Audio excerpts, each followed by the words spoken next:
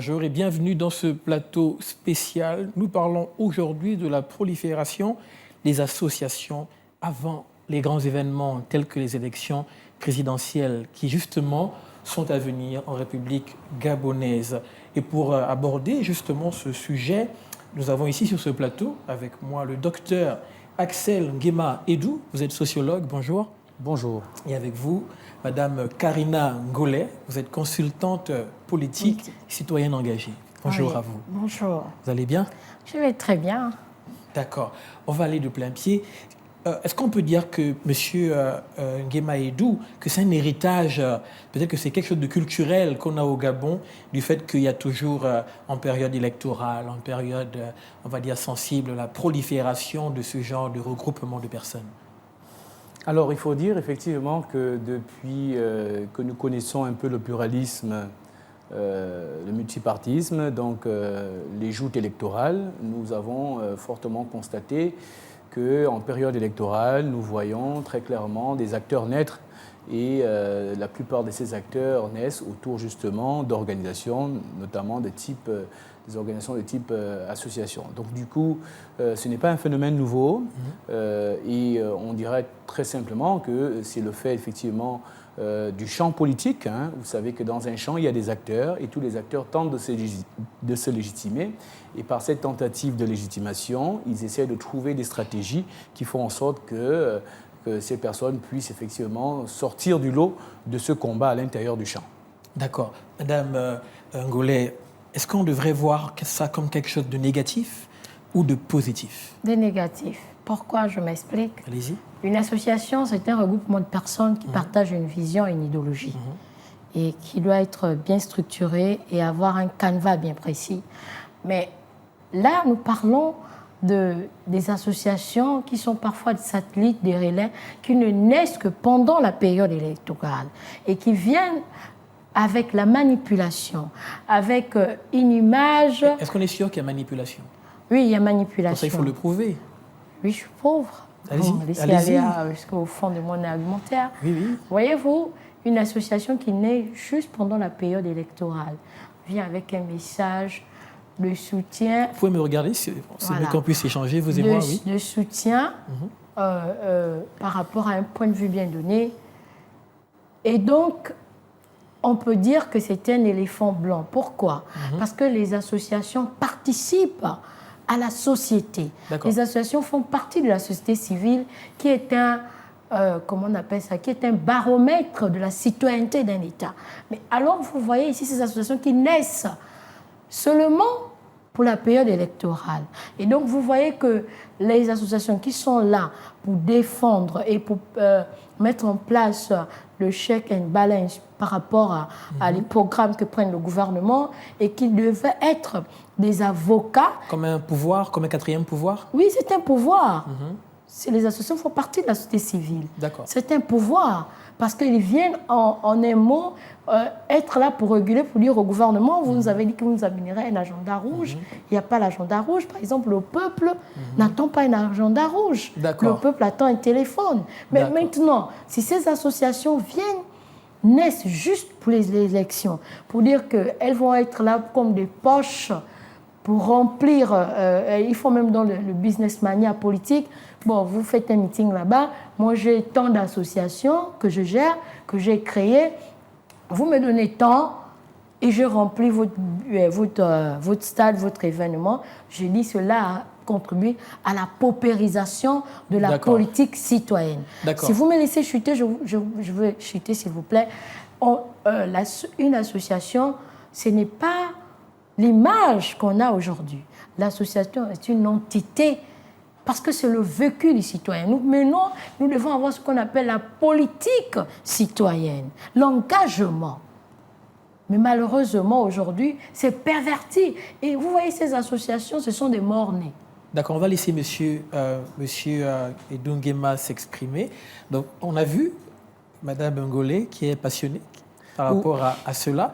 Est-ce que, tel que je lui ai posé la question, est-ce que c'est positif ou négatif? Elle dit que c'est positif, plutôt que c'est négatif. C'est négatif. Est-ce qu'on ne pourrait pas voir aussi dedans une capacité du peuple, une capacité des citoyens à pouvoir un tant soit peu accompagner l'effort politique, monsieur le sociologue? Alors, je n'aurai pas la même passion que ma sœur ici, notamment par ma posture de sociologue. Je vais essayer de garder une forme de distanciation avec l'objet. Alors, ce qui est sûr, c'est que l'homme est un acteur stratégique. Hein, et à partir du moment où vous êtes conscient que vous êtes un acteur stratégique, les actes que vous allez poser sont justement basés sur cette volonté d'atteindre un but. Alors, je comprends effectivement ce qu'elle peut dire sur le fait que c'est négatif, mais il faut également comprendre que la dynamique, que cela va aussi de la dynamique de la société et de la liberté d'association. Vous ne pouvez pas vouloir de quelque chose et de son contraire. Si la Constitution, si les lois gabonaises permettent effectivement une liberté d'expression, il faut donc laisser libre cours à cette expression de se mouvoir. Par contre, où il faut travailler, c'est justement sur la pérennité de ces actions. D'accord, parce qu'elles meurent souvent après les échéances. Effectivement. Comment on les fait durer dans le temps? Exactement, c'est parce que derrière, pour beaucoup, il n'y a pas que ces associations qui naissent à la veille des élections qui meurent. C'est les partis. Moi qui travaille sur les associations, on peut constater que la plupart de nos associations meurent. Hein, parce que quoi? Parce qu'elles ne sont pas structurées, parce qu'elles n'ont pas les personnes justement qui puissent mettre effectivement en évidence. Et donc la motivation, c'est quoi? Quelle est la motivation? Alors, c'est pas l'argent? Est-ce que c'est pas l'argent la motivation? Non, ce n'est pas uniquement l'argent. D'accord. Ce n'est pas uniquement l'argent. L'individu, comme je le dis et je veux le répéter, est un être stratégique. Si vous voulez atteindre des objectifs, vous avez l'obligation de pouvoir, à l'intérieur du champ politique, mettre des actions en place qui puissent effectivement faire en sorte que vous soyez à la fois visible, à la fois percutant, que vous puissiez faire passer vos idées de la même façon que ma sœur ici vient sur les plateaux télé. Certaines personnes trouvent d'autres stratégies effectivement pour se faire entendre. Parfois c'est à l'intérieur des partis politiques, parfois c'est dans le monde associatif, parfois on le voit dans les églises. Donc chacun, parce qu'on dit en sociologie, et c'est Pierre Bourdieu qui le dit, c'est que il y a dans le champ, il y a ce qu'on appelle l'illusion. Tous les acteurs ne sont pas engagés de la même façon dans le champ. C'est-à-dire qu'il y a différentes personnes qui vont s'engager à l'intérieur du champ politique, mais pas de la même façon. D'accord. Madame Ngolé, je rappelle que vous êtes membre de la société civile et de la plateforme Challenge Démocratie au féminin. Justement, toujours sur le même sujet par rapport à la prolifération de ces structures, quelle différence feriez-vous avec la vôtre, par exemple? La nôtre a déjà combien de temps d'existence? Nous avons 5 ans. D'accord. Notre vision, c'est Femmes veux-tu gagner aux élections? Et là-dedans, c'est un incubateur. Nous sommes là pour former les femmes politiques, mais aussi on fait dans la formation citoyenne. C'est-à-dire que à l'intérieur du Challenge Démocratie au féminin, nous formons des femmes. Et nous travaillons aussi sur des actions de lobbying.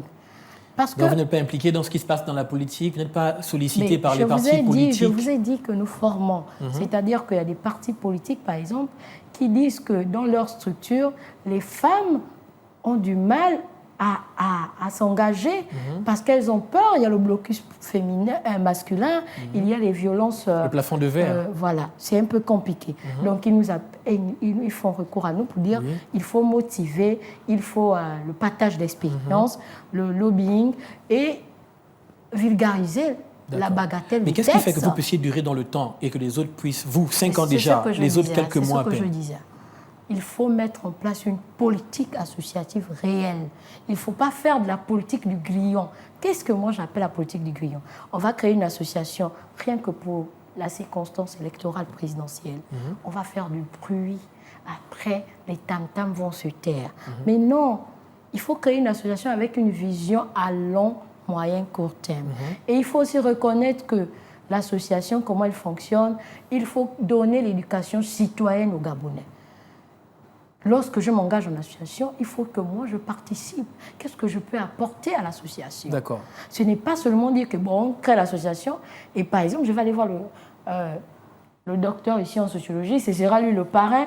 En même temps, quand je m'en vais voir le docteur qui est sur le plateau en sociologie, je lui dis, bon, j'ai créé mon association, voici mes membres. Et quand il devient parrain, pour lui, il s'est dit, bon, c'est juste un titre honorifique.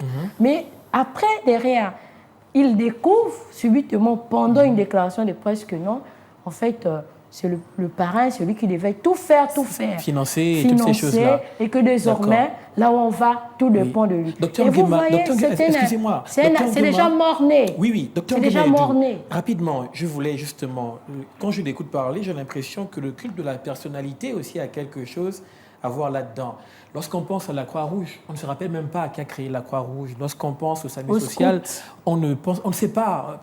La personne qui a créé ou la personne qui a l'origine n'est pas plus important que le mouvement lui-même. Mais ici, on a l'impression que les gens créent les structures et tout tourne autour d'une personne. Sans vision. Justement, d'où le fait que durant la période électorale, ça se fait parce qu'il y a en général un parrain qui est derrière.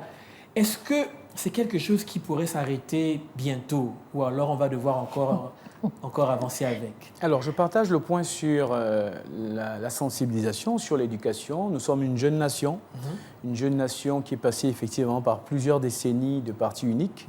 Et au moment d'aborder la question justement du multipartisme, nous avons encore eu quelques gènes justement du parti unique.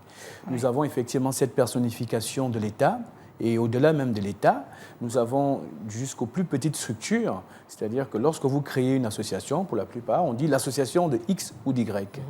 Donc il faut éduquer effectivement les populations à sortir de cette relation personnifiée entre l'organisation, la personne morale et les différents individus. Est-ce que c'est l'État qui doit faire ça? Est-ce que ce n'est pas quelque chose qui devrait partir du bas vers le haut et pas du haut vers le bas? Tous les acteurs effectivement doivent s'impliquer. Mais il faut également, il ne faut pas se leurrer, tous les acteurs ne vont pas s'impliquer de la même façon. Parce que si vous avez un intérêt effectivement à garder cette image de la personnification, vous n'allez pas effectivement mettre toute l'énergie là-dessus. Maintenant, il faut effectivement que le quatrième pouvoir, la communication, puisse multiplier effectivement ce type de plateau pour comprendre que chaque acteur a un mot à dire dans le champ. Et à partir du moment où nous allons commencer à débattre, parce que c'est aussi ça, si nous arrivons à débattre, nous arrivons à comprendre que une organisation, surtout des associations, c'est la somme des individus, la somme des bénévoles qui vont effectivement permettre justement de créer une forme de vision, une forme d'idéologie de l'organisation et non l'individu. D'accord. Madame Golé, on dit souvent que lorsque l'argent parle, la raison s'enfuit par la fenêtre. Est-ce que ce n'est pas aussi le fait que beaucoup de personnes qui sont dans les structures en question n'ont pas forcément d'autre choix? Si on avait des personnes qui étaient un peu plus comme dans certains pays, des commerçants, des personnes qui sont indépendants financièrement et qu'on ne pourrait peut-être pas donner 5 000 francs ou alors, comme on disait à l'époque, un carton de poulet avec une palette de jus, est-ce que l'indépendance financière ne permettrait pas justement qu'on ne puisse pas suivre ces mouvements-là? Je vais vous donner un schéma. Même aux grands entrepreneurs, aux grands commerçants, quand ils créent des associations, ils l'occultent de la personnalité. Ils se voient comme le syndrome de la queen. Donc l'argent n'est pas forcément la raison. Je vais vous dire, la plus grande richesse d'un pays, c'est d'avoir des citoyens formés et éduqués. D'accord. Aujourd'hui, lorsqu'on parle des principes de citoyenneté, ce n'est pas forcément formé à l'université. Je vais vous expliquer.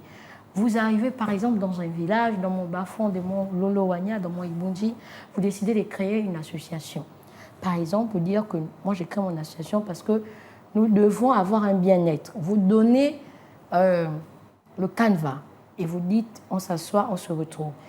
Mais lorsque la personne va créer l'association, lui par exemple, il va dire non, toi tu amènes le projet qu'on doit mettre sur mon panneau solaire, lui il va te dire par exemple il est résident, est-ce que vous comprenez? Il est résident permanent au village, il va te dire non, il faut ajouter aussi la partie santé parce que nous ici, il n'y a pas d'antivénère, il n'y a pas ceci, cela. Mais qu'est-ce qui se passe? La plupart des acteurs qui ont la vision de créer des associations, ils savent là où ils vont. Et quand ils prennent les membres, ils les mettent dans les cases cochées. Alors que ce n'est pas ça l'association. L'association, c'est quoi?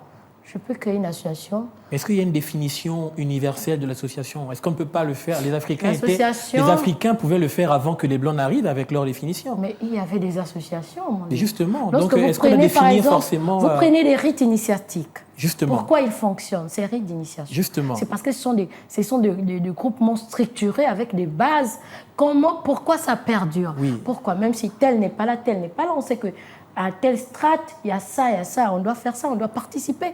Je voulais ici vous parler du fait de la participation et du détachement et de la personnification de l'association. Vous prenez le cas d'aujourd'hui, des gens qui créent des églises, ils disent « mon église »,« mon association ». C'est ce mot-là, la personnification, l'ego. Aujourd'hui, quand moi je discute dans des rencontres citoyennes, je dis « commencez d'abord par aimer le Gabon ». Détachez-vous de votre moi pour commencer à dire « j'aime le Gabon, je peux apporter ». Mais regardez, les présidents des associations en général, quand ils créent les associations, pendant cette période-là, vous allez dire « je souhaite vous rencontrer votre association ». Il va vous dire, il vient avec 4 personnes, 3 personnes, parce que mes membres, je sais comment je les gère. Vous voyez déjà, c'est un pouvoir à un seul sens. Il n'y a pas déjà la liberté d'expression, il n'y a pas déjà, comment on appelle, c'est pas clair. D'accord.